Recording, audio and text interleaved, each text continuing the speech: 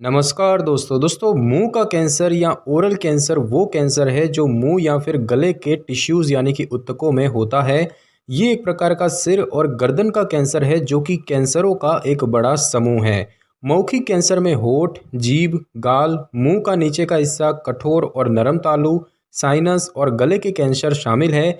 यदि इनका सही समय पर निदान और उपचार न किया जाए तो ये जानलेवा हो सकते हैं। मुंह का कैंसर होना अब बहुत ही सामान्य है और अगर इसका पता जल्दी चल जाए तो आसानी से इलाज भी किया जा सकता है। अगर आप नियमित रूप से डेंटिस्ट के पास जाते हैं तो आमतौर पर वो मुंह के कैंसर को शुरुआती चरणों में ही पकड़ लेते हैं। पुरुषों को मुंह का कैंसर होने का जोखिम महिलाओं की तुलना में 2 गुना होता है। 50 वर्ष से अधिक उम्र के पुरुषों को सबसे ज़्यादा जोखिम होता है। धूम्रपान और तंबाकू का उपयोग मुंह के कैंसर का मुख्य कारण है। भारत में मुंह के कैंसर से होने वाली मृत्यु का 1/3 हिस्सा तंबाकू के उपयोग के कारण होता है और इसे रोका जा सकता है। तो दोस्तों सबसे पहले हम जानेंगे मुंह के कैंसर के चरण यानी कि स्टेजेस के बारे में। तो विभिन्न प्रकार के कैंसर के चरणों को वर्गीकृत करने के अलग अलग तरीकों का इस्तेमाल किया जाता है। बात की जाए स्टेज 0 की तो इसमें कैंसर वही होता है जहां से शुरू हुआ था और फैला नहीं है। स्टेज 1 की बात करें तो कैंसर छोटा ही है और कहीं भी फैला नहीं है। स्टेज 2 की बात करें तो कैंसर बड़ा हो गया है लेकिन फैला नहीं है। और स्टेज 3 की बात करें तो कैंसर बड़ा हो गया है और आसपास के ऊतकों यानी कि टिश्यूज़ और लिम्फ नोड यानी कि लसिका तंत्र का हिस्सा उसमें शायद फैला हो सकता है। और स्टेज 4 की बात की जाए तो कैंसर जहां से शुरू हुआ था वहां से कम एक अन्य शरीर अंग तक फैल गया है और इसे माध्यमिक या फिर मेटास्टेटिक कैंसर के रूप में भी जाना जाता है। और दोस्तों बात की जाए इसके बाद मुंह के कैंसर के ग्रेड की तो कैंसर का स्टेज कैंसर कोशिकाओं को माइक्रोस्कोप में देखकर निर्धारित किया जाता है। लो ग्रेड धीमे धीमे बढ़ते कैंसर का संकेत देता है और हाई ग्रेड एक तेजी से बढ़ते हुए कैंसर को इंगित करता है। तो आमतौर पर उपयोग की जाने वाली ग्रेडिंग प्रणाली की बात करें तो ग्रेड 1 में कैंसर की कोशिकाएं जो सामान्य कोशिकाओं के समान होती है वो तेजी से नहीं बढ़ रही है। ग्रेड 2 जो है उसमें कैंसर कोशिकाएं जो सामान्य कोशिकाओं की तरह नहीं दिखती है वो सामान्य कोशिकाओं की तुलना में तेजी से बढ़ रही है। और ग्रेड 3 में कैंसर कोशिकाएं जो असामान्य लगती है वो ज़्यादा आक्रामक तरीके से बढ़ रही है। और अब हम दोस्तों जानेंगे कि मुंह के कैंसर के कितने प्रकार होते हैं। तो दोस्तों मुंह के कैंसर में होठों का कैंसर, जीभ का कैंसर, गाल का कैंसर, मसूड़ों का कैंसर, मुंह के तल यानी कि जीभ के नीचे का कैंसर, सख्त और नरम तालू के कैंसर शामिल है। उसके बाद दोस्तों बात करें स्क्वैमस सेल कार्सिनोमा की तो मौखिक गुहा और ओरोफेरिंक्स यानी कि गले का मध्य हिस्सा उसमें पाए जाने वाले 90% से ज़्यादा कैंसर स्क्वैमस सेल कार्सिनोमा होते हैं। आमतौर पर गले और मुंह तथाकथित स्क्वैमस कोशिकाओं के साथ होते हैं जो फ्लैट होते हैं और एक स्केल के समान तरीके से व्यवस्थित होते हैं। स्क्वैमस सेल कार्सिनोमा का मतलब है कि कुछ स्क्वैमस कोशिकाएं असामान्य हैं। उसके बाद दोस्तों बात की जाए वेरुकस कार्सिनोमा की तो लगभग 5% मौखिक गुहा ट्यूमर एक वेरुकस कार्सिनोमा होते हैं जो स्क्वैमस कोशिकाओं से बना बहुत धीमी गति से बढ़ने वाले कैंसर का एक प्रकार है। और इस प्रकार के मौखिक कैंसर शायद ही शरीर के अन्य हिस्सों में फैलते हैं लेकिन मूल के स्थल के आसपास के टिश्यूज़ पर आक्रमण कर सकते हैं।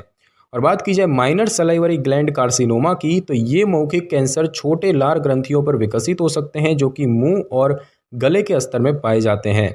और बात की जाए लिम्फोमा की तो लिम्फ ऊतक में विकसित मौखिक कैंसर जो प्रतिरक्षा प्रणाली का हिस्सा है उसे लिम्फोमा कहा जाता है। और लिम्फोइड टिश्यू जीभ के टॉन्सिल्स और बेज में होते हैं। और उसके बाद दोस्तों बात की जाए ल्यूकोप्लाकिया और एरिथ्रोप्लाकिया की तो इस गैर कैंसर स्थिति का मतलब है मुंह या गले में कुछ प्रकार के असामान्य कोशिकाएं होती हैं। ल्यूकोप्लाकिया में एक सफ़ेद क्षेत्र देखा जा सकता है और एरिथ्रोप्लाकिया में एक लाल क्षेत्र होता है, चपटा या थोड़ा ऊपर उठा हुआ, जिसे अक्सर खुरचने पर ब्लीडिंग होती है। दोनों स्थितियां पूर्व काल से जुड़ी हो सकती है और ये विभिन्न प्रकार के कैंसर में विकसित हो सकती है। जब ये स्थितियां होती है तो बायोप्सी या अन्य परीक्षण ये निर्धारित करने के लिए किया जाता है कि क्या कोशिका कैंसर है या फिर नहीं। और अब हम दोस्तों जानेंगे मुंह के कैंसर के लक्षण और इसके पहचान के बारे में। तो बात की जाए कि मुंह के कैंसर की पहचान क्या है तो आप खुद से शीशे के सामने खड़े होकर अपने मुंह के अंदर देख सकते हैं। अगर आपको कोई भी घाव, छाला, गांठ या कोई भी असामान्य बदलाव दिखता है जो कुछ हफ्तों से या इलाज करवाने के बाद भी ठीक ना हो रहा हो तो तुरंत डॉक्टर से संपर्क करें।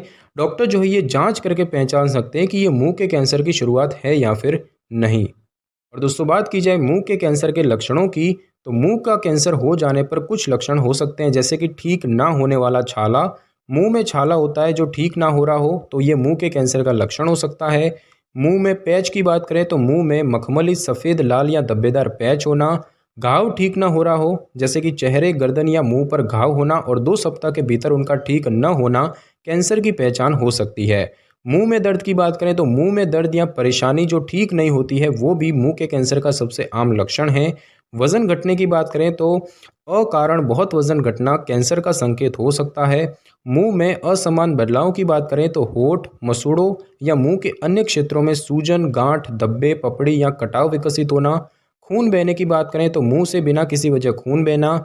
दर्द या सुन्नता की बात करें तो चेहरे, मुंह, गर्दन या कान के किसी भी क्षेत्र में बिना किसी वजह के स्तब्धता होना, कुछ महसूस न होना या फिर दर्द या कोमलता होना और ऐसा लगना कि कुछ गले के पिछले हिस्से में कुछ फंसा है।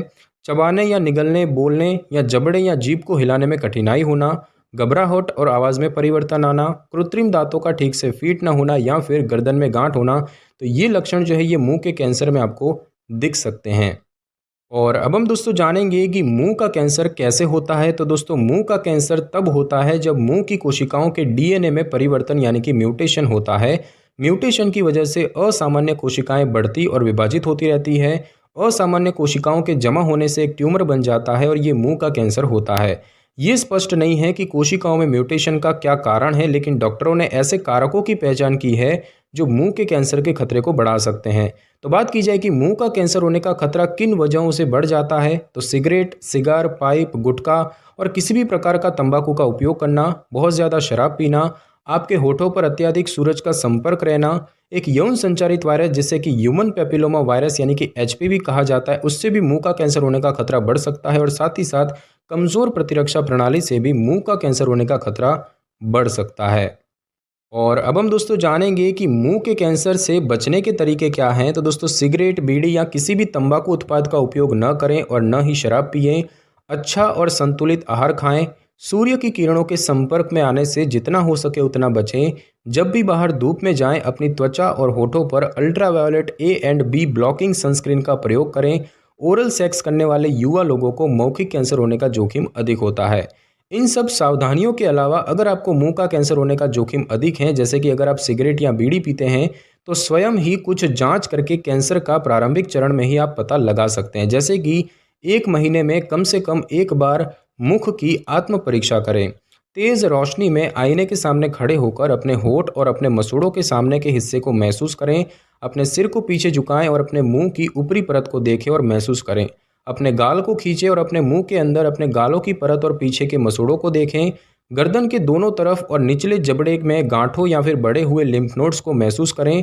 अपने दंत चिकित्सक को तत्काल संपर्क करें यदि आपको अपने मुंह में कोई असामान्य बदलाव या मुंह के कैंसर का कोई भी लक्षण महसूस हो। और साथ ही साथ नियमित तौर पर अपने दंत चिकित्सक के पास जाके परीक्षण कराएं। भले ही आप अपने मुंह का कैंसर स्वयं परीक्षण करते हो, लेकिन कभी कभी छोटे धब्बे या मुंह में घाव खतरनाक हो सकते हैं और अपने आप देखने में मुश्किल हो सकते हैं। अमेरिकन कैंसर सोसाइटी मुंह के कैंसर के लिए 20 साल से अधिक उम्र के व्यक्तियों को हर 3 साल में और 40 साल से अधिक उम्र के लोगों को सालाना जांच कराने की सलाह देती है। मुंह के कैंसर का प्रारंभिक चरण में पता लगाने से सफल उपचार की संभावना बढ़ सकती है। और अब हम दोस्तों जानेंगे कि मुंह के कैंसर की जांच कैसे होती है। तो दोस्तों मुंह के कैंसर का निदान करने के लिए कुछ टेस्ट और प्रक्रियाएं होती हैं। जैसे कि बात की जाए शारीरिक परीक्षण की, तो आपके डॉक्टर या डेंटिस्ट असामान्यताएं जांचने के लिए आपके होठ और मुंह की जांच करेंगे, जैसे कि जलन के क्षेत्रों, घावों और सफ़ेद पैंचों की जांच यानी कि ल्यूकोप्लाकिया की जांच। उसके बाद बात की जाए बायोप्सी की, तो अगर कोई संदिग्ध क्षेत्र पाया जाता है तो आपके डॉक्टर या डेंटिस्ट उधर से कोशिकाओं का एक नमूना निकालकर बायोप्सी की सलाह दे सकते हैं। और बात की जाए अन्य परीक्षणों की, तो यदि बायोप्सी से पुष्टि होती है कि आपको मुंह में कैंसर है तो आपको आगे की जांच कराने की आवश्यकता होगी, ताकि कोई भी उपचार को शुरू करने से पहले ये पता चल सके कि कैंसर किस चरण में है। ये परीक्षण आमतौर पर ये जांचने के लिए किए जाते हैं कि क्या कैंसर प्राथमिक कोशिकाओं के आगे टिश्यू में फैल गया है, जैसे कि जबड़े, स्किन या आपकी गर्दन में लिम्फ ग्रंथियों में।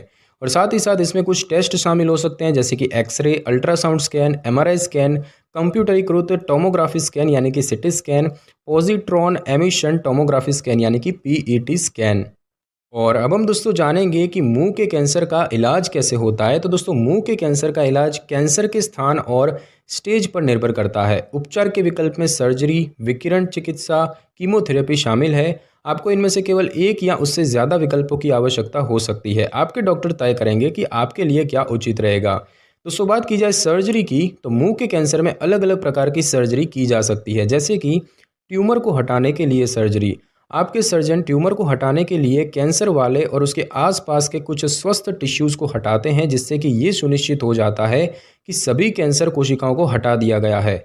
छोटे कैंसर को छोटी सी सर्जरी के माध्यम से हटाया जा सकता है। बड़े ट्यूमर को अधिक व्यापक प्रक्रियाओं की आवश्यकता हो सकती है। उसके बाद बात करें गर्दन में फैले कैंसर को हटाने के लिए सर्जरी की, तो यदि कैंसर की कोशिकाएं गर्दन के लिम्फ नोड्स में फैल गई है या ऐसा होने का खतरा है, तो आपके कैंसर के आकार के मुताबिक आपके सर्जन कैंसर के लिम्फ नोड्स और टिश्यूज़ को हटाने की प्रक्रिया की सलाह दे सकते हैं।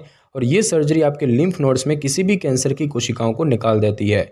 और बात की जाए मुंह को फिर से ठीक करने के लिए सर्जरी की, तो आपके कैंसर को हटाने के लिए ऑपरेशन के बाद आपके सर्जन आपकी बात करने और खाने की क्षमता वापस हासिल करने में आपकी सहायता के लिए आपके मुंह को ठीक करने के लिए सर्जरी की सलाह दे सकते हैं। उसके बाद दोस्तों बात की जाए विकिरण चिकित्सा की, यानी कि रेडिएशन थेरेपी की, तो यदि आपका मौखिक कैंसर प्रारंभिक चरण में है तो आपको केवल विकिरण चिकित्सा की ज़रूरत हो सकती है। सर्जरी के बाद भी विकिरण चिकित्सा का उपयोग किया जा सकता है। अन्य मामलों में रेडिएशन थेरेपी और कीमोथेरेपी दोनों साथ में की जा सकती है। ये रेडिएशन थेरेपी की प्रभावशीलता को बढ़ाता है, लेकिन ये उसके दुष्परिणाम को भी बढ़ाता है। अग्रिम चरण के मुंह के कैंसर के मामलों में विकिरण चिकित्सा कैंसर के लक्षणों को दूर करने में सहायता कर सकती है, जैसे कि दर्द। और उसके बाद दोस्तों बात की जाए कीमोथेरेपी की, तो कीमोथेरेपी कैंसर कोशिकाओं को मारने के लिए रसायनों का उपयोग करता है। एक या अधिक कीमोथेरेपी दवाओं की ज़रूरत हो सकती है या अन्य कैंसर उपचार के साथ कीमोथेरेपी की जा सकती है। कीमोथेरेपी रेडिएशन थेरेपी की प्रभावशीलता को बढ़ा सकती है और इसीलिए दोनों को अक्सर साथ दिया जाता है। उसके बाद दोस्तों बात की जाए अन्य उपचारों की, जिसमें बात की जाए लक्षित दवा उपचार या टारगेटेड ड्रग थेरेपी की, तो लक्षित दवाएं कैंसर की कोशिकाओं में बदलाव लाकर मुंह के कैंसर का इलाज करती है। सेटुक्सीमैब कुछ स्थितियों में सिर और गर्दन के कैंसर के इलाज के लिए एक लक्षित चिकित्सा है। सेटुक्सीमैब एक प्रोटीन के कार्य को रोकता है जो कि कई प्रकार के स्वस्थ कोशिकाओं में पाया जाता है, लेकिन कुछ प्रकार के कैंसर कोशिकाओं में प्रचलित है। और उसके बाद दोस्तों बात की जाए वैकल्पिक उपचार की, तो कोई पूरक या वैकल्पिक दवाएं मुंह के कैंसर का इलाज नहीं कर सकती है, लेकिन आपको मुंह के कैंसर से लड़ने में मदद कर सकती है और कैंसर के उपचार के दुष्प्रभाव जैसे कि थकान को रोकने में भी मदद कर सकती है। अपने चिकित्सक से उचित एक्सरसाइज, मसाज थेरेपी, रिलैक्सेशन चिकित्सा और एक्यूपंक्चर के बारे में पूछें। तो दोस्तों आज की इस वीडियो में बस इतना ही। अगर आपको मेरी ये वीडियो और जानकारी अच्छी लगी हो तो वीडियो को लाइक और शेयर कर दीजिए और कमेंट करना बिल्कुल भी ना भूलें। और अगर आप हमारी चैनल पे नए हैं तो चैनल को कर लें सब्सक्राइब और बेल आइकन के बटन को ज़रूर क्लिक कर लें, ताकि मेरी नई वीडियो की नोटिफिकेशन सबसे पहले आपको मिल सके। Thanks for your time.